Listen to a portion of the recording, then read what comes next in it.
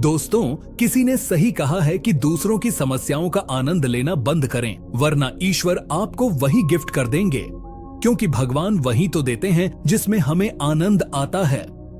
आदतों के बारे में आपने कई कहानियां सुनी होंगी, जैसे आदत से मजबूर होना, पुरानी आदतें जाते जाते जाती हैं और जैसी आदत वैसा जीवन। दरअसल हमारी जिंदगी का असल रूप हमारी आदतों का ही प्रतिबिंब है। आदतें ही हमारी जिंदगी का निर्माण करती हैं। नमस्कार दोस्तों, आपका हमारे YouTube चैनल में हार्दिक स्वागत है। बहुत समय पहले की बात है, एक राजा था जो अपनी प्रजा और परिवार का बेहद ख्याल रखता था। लेकिन राजा को अपने 3 मंत्रियों में से एक पर संदेह होने लगा था कि वह बेईमानी कर रहा है। राजा को यह पता लगाना था कि वह कौन है। इसीलिए एक दिन राजा ने उन तीनों मंत्रियों को बुलाया और कहा, हमारा जन्मदिन आ रहा है, आप तीनों को एक घने जंगल में जाना होगा, वहाँ से फल इकट्ठा करके लाना है। आपको एक एक ठेला दिया जाएगा और शाम तक का ही समय होगा। राजा के आदेश के अनुसार तीनों मंत्री जंगल में चले गए। पहला मंत्री, जो बहुत ईमानदार और मेहनती था, उसने अलग अलग और ताजे फल से ठेले को पूरा भर दिया। उसे यह सब करने में बहुत मेहनत करनी पड़ी, लेकिन उसने अपना काम पूरी ईमानदारी से किया। दूसरा मंत्री, जो चालाक था, उसने सोचा कि राजा ठेले के अंदर के फलों की जांच नहीं करेगा, इसलिए उसने जो भी फल जमीन पर गिरे मिले वह उन्हें ही उठाकर ठेले में रखता गया।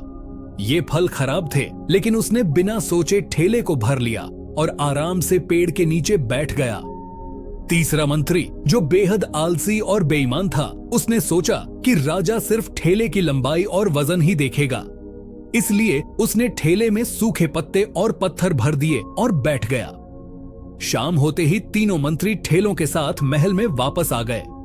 राजा ने देखा कि तीनों वापस आ गए हैं, लेकिन उसने ठेलों के अंदर क्या है यह नहीं देखा।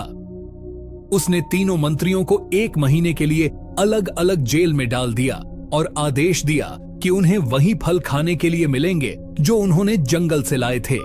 पहले मंत्री ने ताजे फल लाए थे, इसलिए वह 1 महीने तक आराम से अच्छे फल खाता रहा।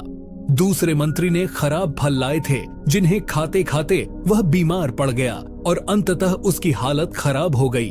तीसरे मंत्री ने सूखे पत्ते और पत्थर लाए थे, इसलिए उसके पास खाने के लिए कुछ भी नहीं था और वह भूख से 2 दिनों में ही मर गया। दोस्तों, इस कहानी से हमें यह सीख मिलती है कि आलस्य और बेईमानी का फल हमेशा बुरा होता है। अगर हम आज मेहनत से बचते हैं तो कल पछताना पड़ेगा। समय की कीमत कोई नहीं लगा सकता। इसे सही से उपयोग में लाएं, क्योंकि एक बार समय बीत गया तो उसे वापस नहीं लाया जा सकता।